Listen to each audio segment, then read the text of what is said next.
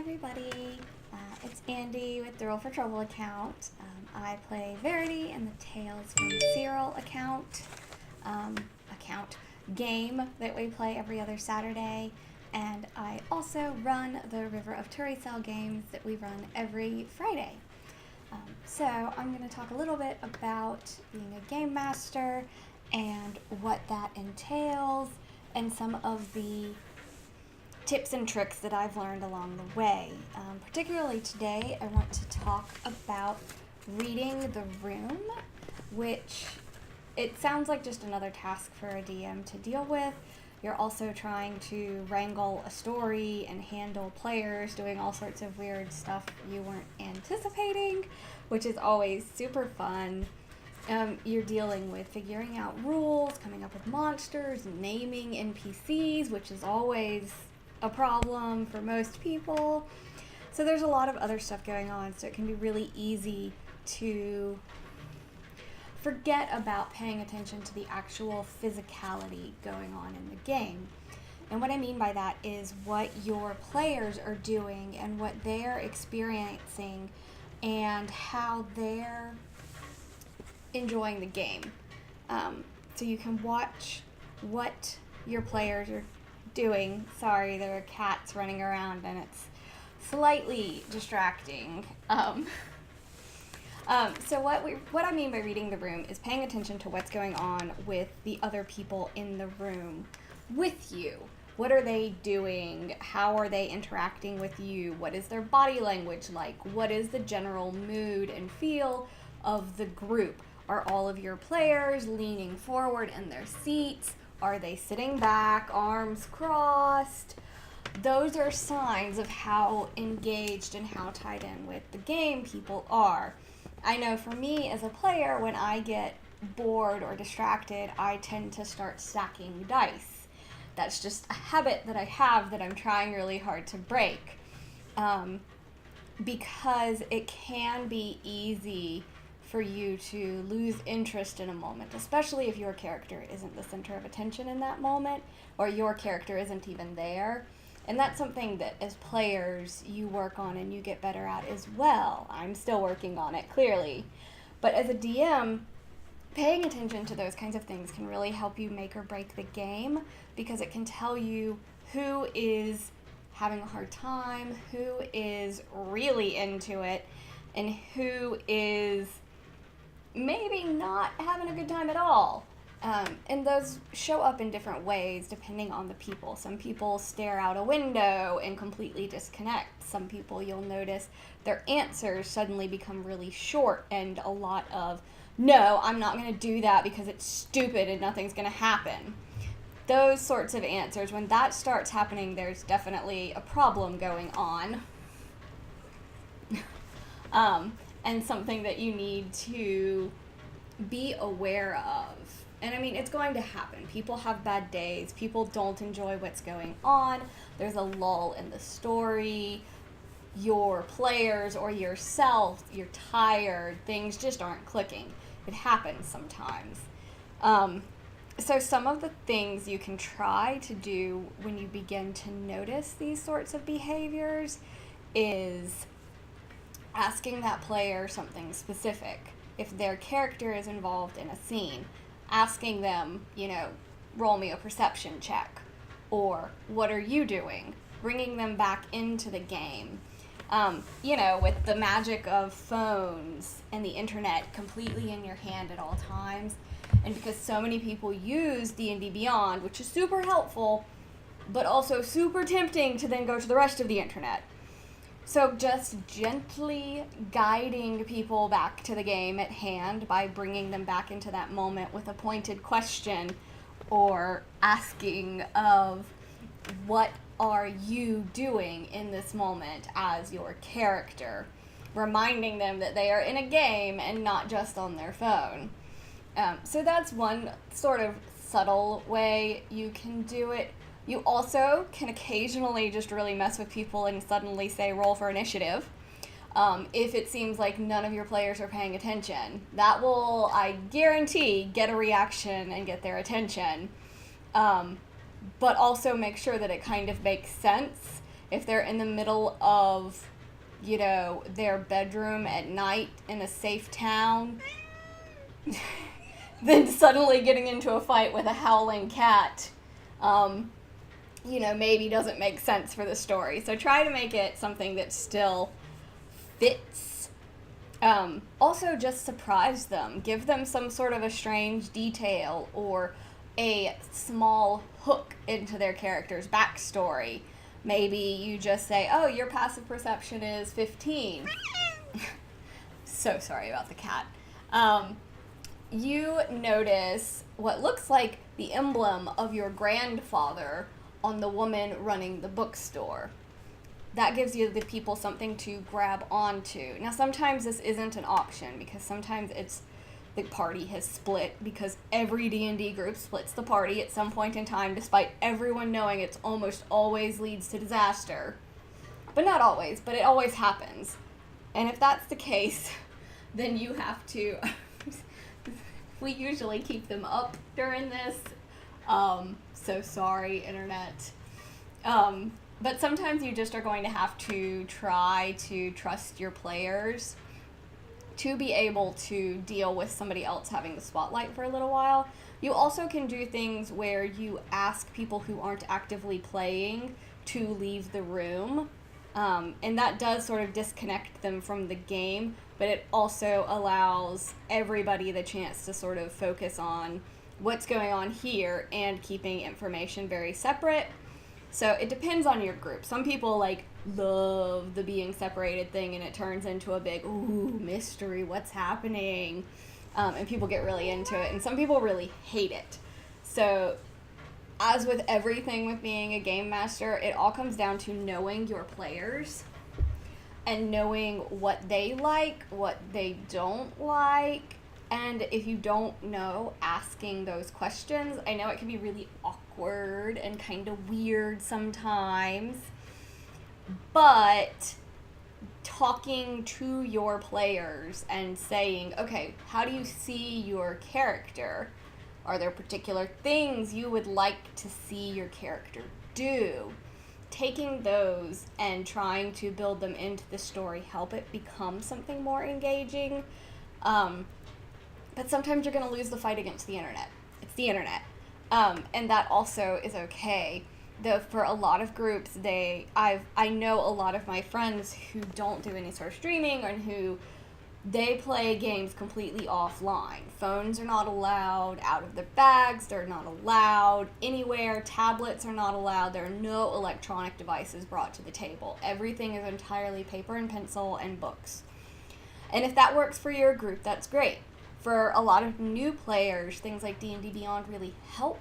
So it's trying to find a way to manage the expectations and the attention span of people, which is a huge challenge in a multitude of ways. I will say, if it becomes a continuous problem, if you have a player that is always on their phone and not paying attention to the game, somebody that you continuously have to say, hey, what are you doing?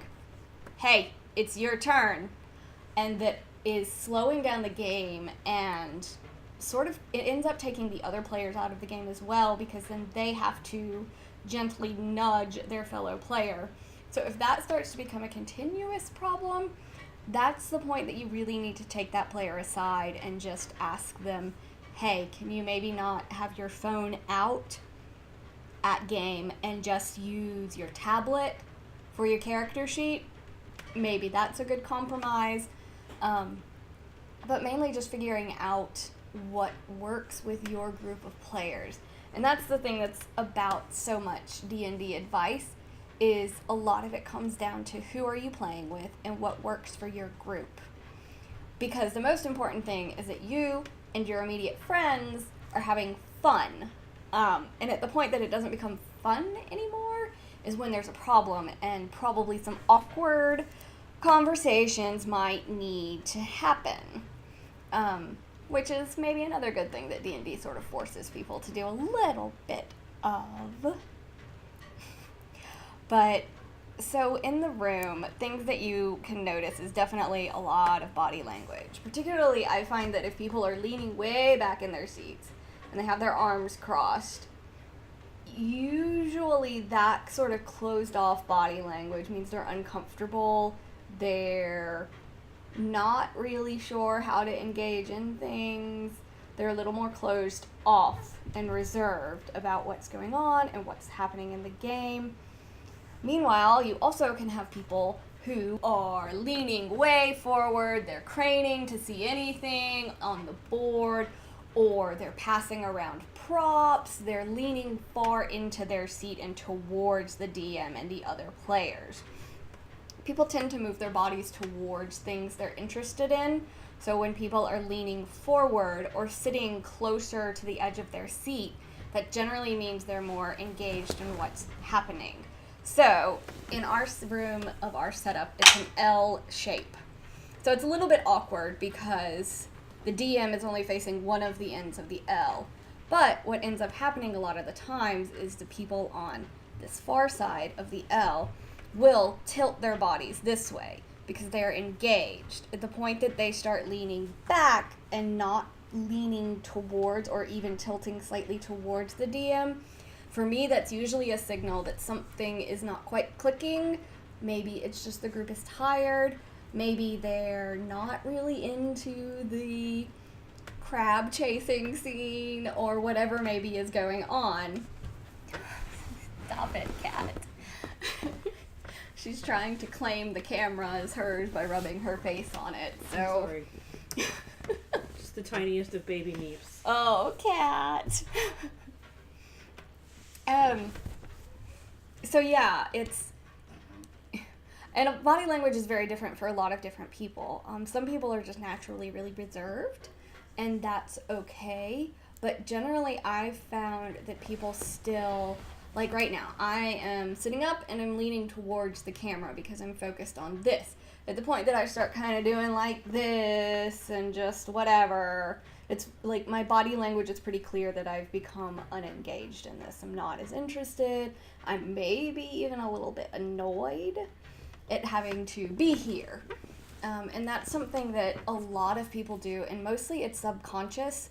I mean, even though I'm aware of body language and that sort of thing, I still catch myself doing it sometimes. So it's something a lot of people they don't think about naturally. So it can give you a little bit of an insight into what's going on. And another thing, I mean, like I said, a lot of people have their tells. So for me, it's dice stacking. I will start playing with my dice or with trinkets or whatever is around. I'll just start fiddling with stuff. And a lot of that is because I'm trying to keep my hands occupied so my mouth stays closed. But it also, I know it's distracting to other people, so I'm trying to work on that myself. So, me dice stacking doesn't always mean that I'm completely disengaged in what's going on, but it is a sign that I'm not fully connecting to what's going on.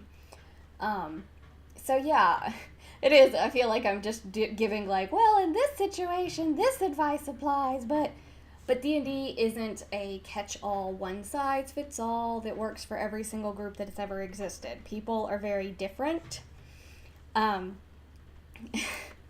Yes, body language. So people are really different, and a big part of being a DM is knowing your players, not just their characters. I think it's important to know the people's characters, but know your players.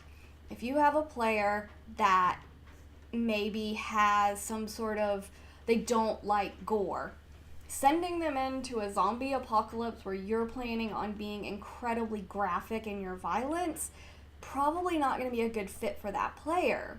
And if you know them, you can be aware of that and try and keep your players also comfortable in the game. Doing things to deliberately make your players unhappy and uncomfortable and just being mean, it's not my style of play. I think it makes the game not a lot of fun at all. At the end of the day, a lot of people I know will say things like, oh, well, I wanted to say something, but it's not my game, because they're not the DM. But the truth is, it's everybody who's playing its game. D&D is collaborative. So just try and remember that. So for players, at the moment that you're sort of feeling bored and disconnected, try and just pay attention to the other player that has the spotlight. It's like a TV show. Most of the time, there are different characters that have highlighted episodes.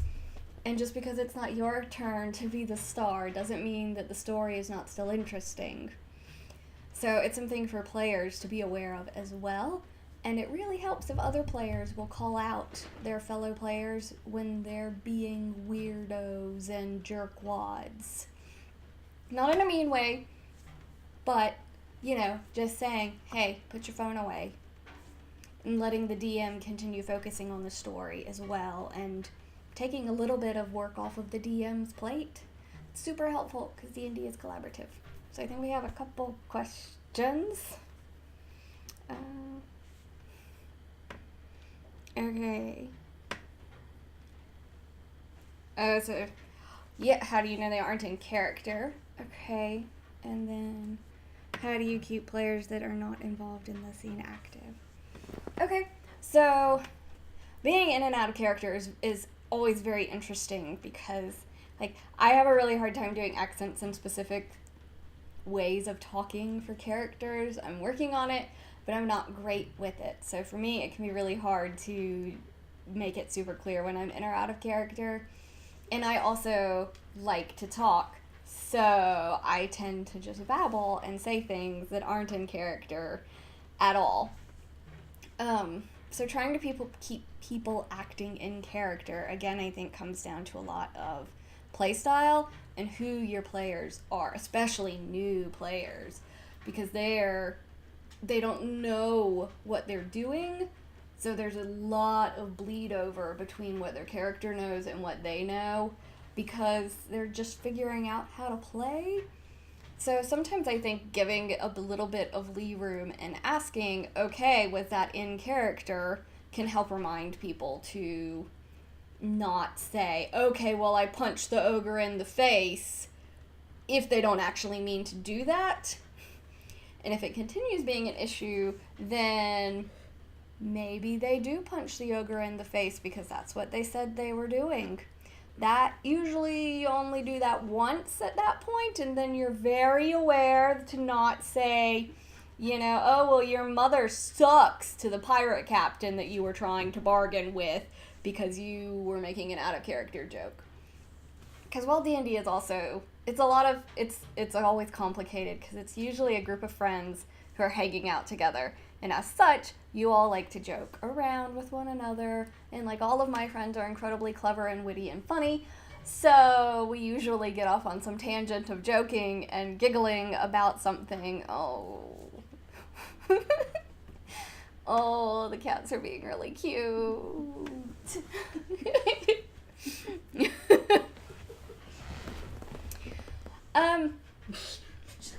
So I think that the out-of-character hand gesture like this can be really helpful as long as everyone's on board, but it takes a while to get into use, especially because D&D tends to move really quickly because people are bantering and there's a lot of crossover between in-character, out-of-character, so it can be really hard to clarify that. And I've found, especially in bigger groups, it's a lot harder to figure out what's in character or out of character because there may be 3 conversations going on at the same time.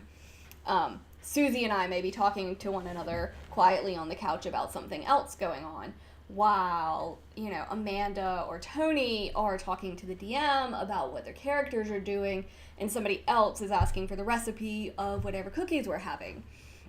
And so it can lead to a lot of cross-pollination, which makes it really confusing to figure out what's going on.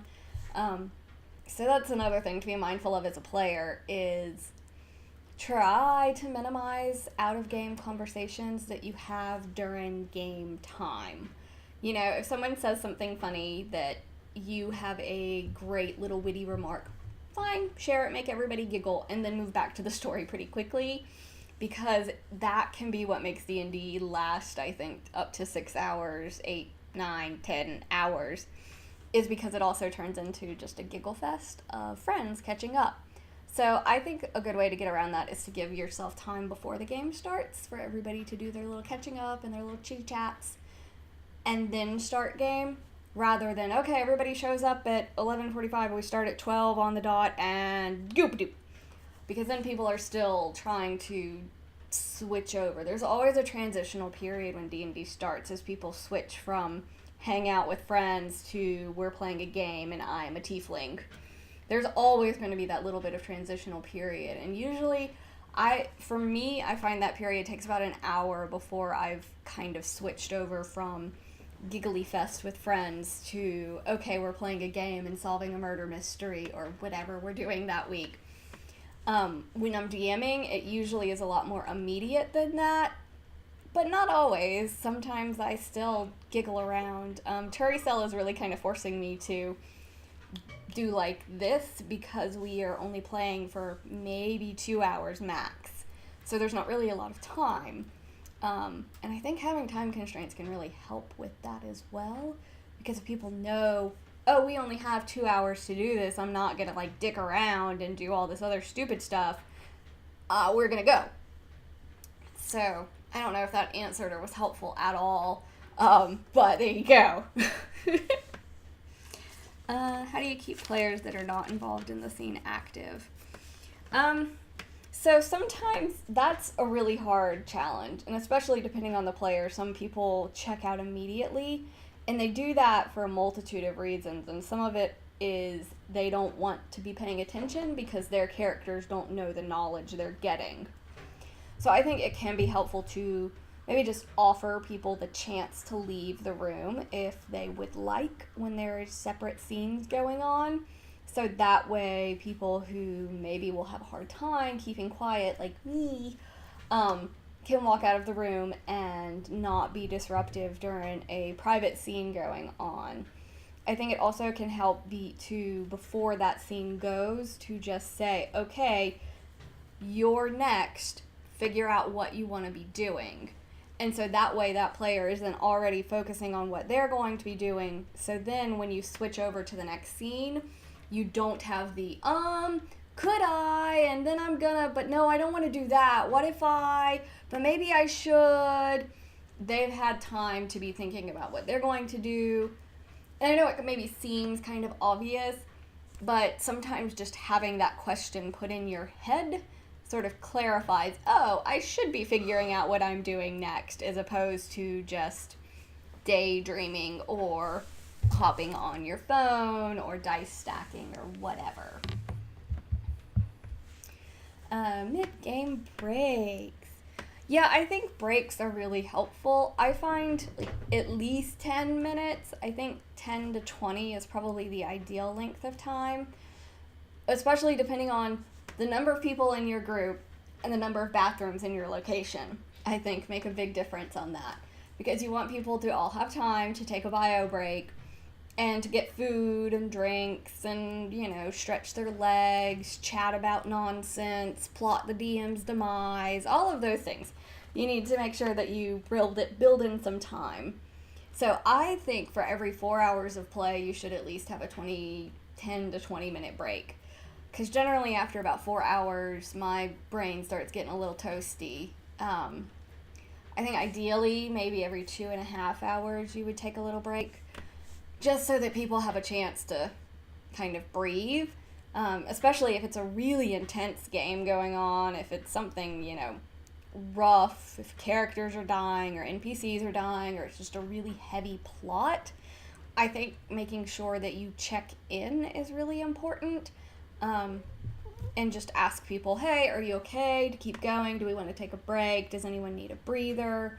I think that can be really important as well, because sometimes you don't know what's going on with your players either, and they may need a moment to decompress and put their lives together and not be too caught up in what's going on. So I think checking in with people is a very important part of D&D that gets overlooked sometimes. And so I think it's important to have conversations with your group even during the game, in a moment of, okay, a battle has just ended, and okay, everyone good to keep going. and then you get a pretty clear yes or no about if people want to continue or if they need a moment. And it's just kind of checking in on the people you care about, which is sweet and a good thing to do.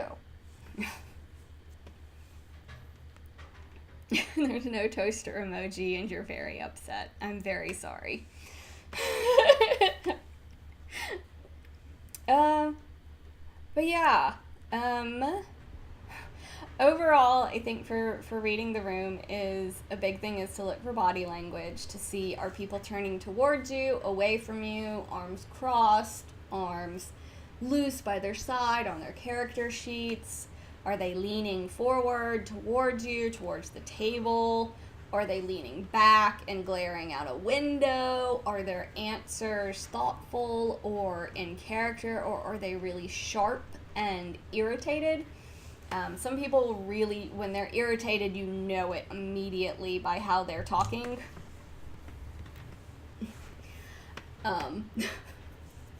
And by how they're behaving, and some people hide it a little bit better. So, know your players, figure out what they are like, get to know your friends.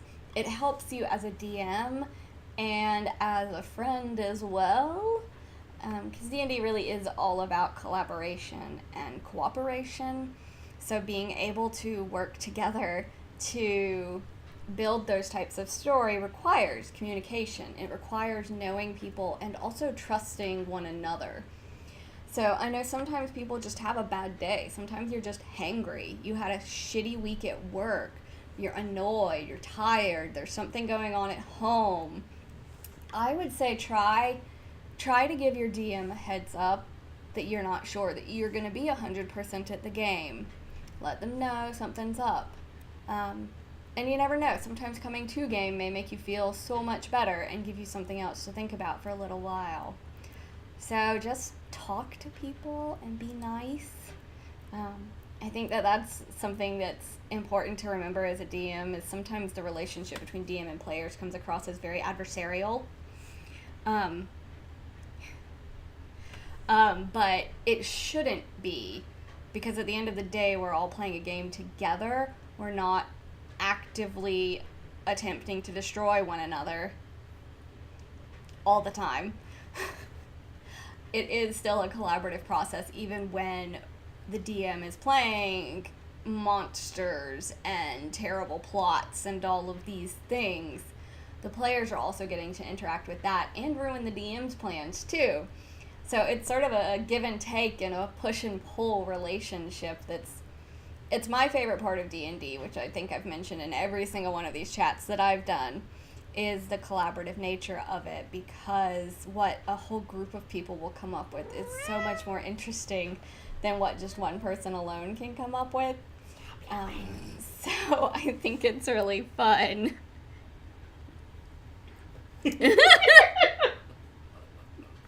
What if you're a D? Oh.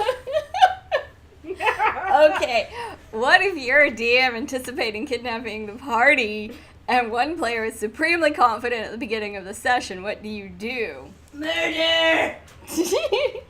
I think what you do is you lean back in your chair, watch what has unfolded, and plot their demise, is what you do. No, what you do at that point is you take whatever you had planned, stash it away, and throw it out later when the players aren't expecting it, is what you do. But I think for DMing, one of the best things you can do is say yes and let the players do whatever nonsense they're doing, or at least try.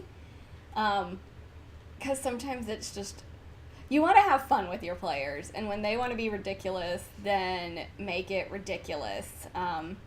The crab chase in our last Turi Cell game turned into an absolute ridiculous thing where people were scurrying on the ground, where people were throwing crabs at birds. It turned into something absolutely ridiculous, and it wasn't necessarily what I had planned at the very start, but it worked out so much better than I had planned because I let my players sort of screw with what I had hoped they would do.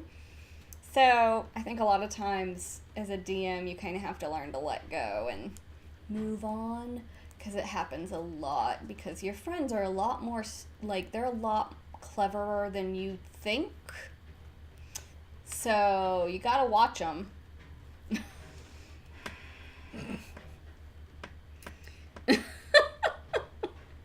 You all are ridiculous. Does anyone else in the chat have any more questions? Pets cat evilly. I know, she's sitting like so perfectly on camera. Oh. Yeah, when you have a cat screaming at a door and being incredibly distracting, what you do is you invest in some catnip and you get the cat too high to move and then leave her with some munchies and then she quiets down again. No, don't murder the cat.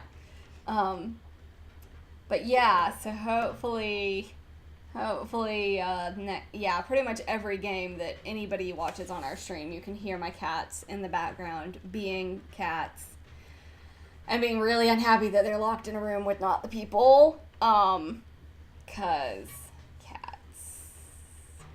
Yeah.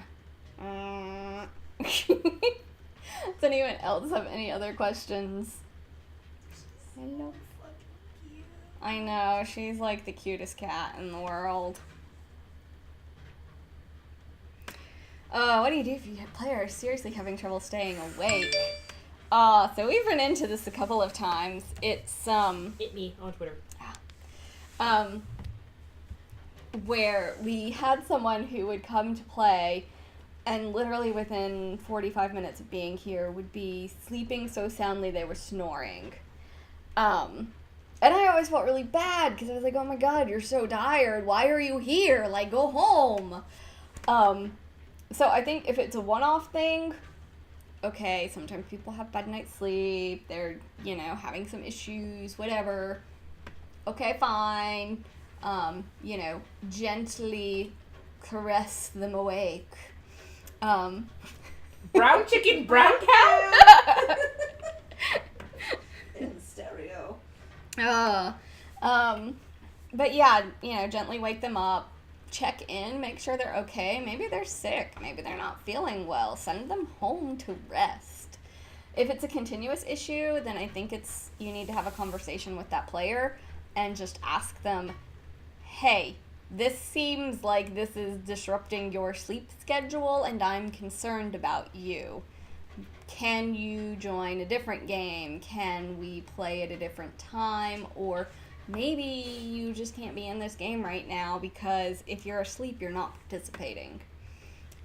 Which is another awkward and hard conversation to have. But, care about your friends and check in on them. That's the cat that screams at the door, walking away. You can't see her in the stream, but she's not as cute as this one, so it's fine. You guys get the better end of the deal. Kamala's cute. Kamala's cute when she's not screaming. This is true. Which is like 75% of the time. When she's not screaming and pacing for food. Mm-hmm. Which is, again, like 75% of the time. Oh, you could see her good. But yeah, D&D can really teach you how to have adult and awkward conversations with your friends. But yeah, if one of your friends starts acting really strangely in game, they're falling asleep a lot or they're just being like really nasty and terse, like pull them aside and see what's up, because something could be like up in their life. Maybe they've lost a grandparent recently. Maybe they're getting over the flu. Like, check in on them and see, because if they're acting really strangely in game, then maybe something else is going on. So, any other thoughts or questions or concerns? Hello, little one. You're so fluffy. Yeah, I have a concern that we should probably brush her with, like, the Ferminator. Yeah. So much fluffs. That's a weekend project for not me. Well, if it concerns you so much, you should be the one who does it. What do you do if a robot bursts through the floor? Oh, well, you pull out your taser and you short circuit it. Problem solved. Seems legit. Done. And then you disassemble the robot and use its body to repair the floor. And then you put its head on a stick outside of your door as a warning to other robots. It's words of wisdom with Andy.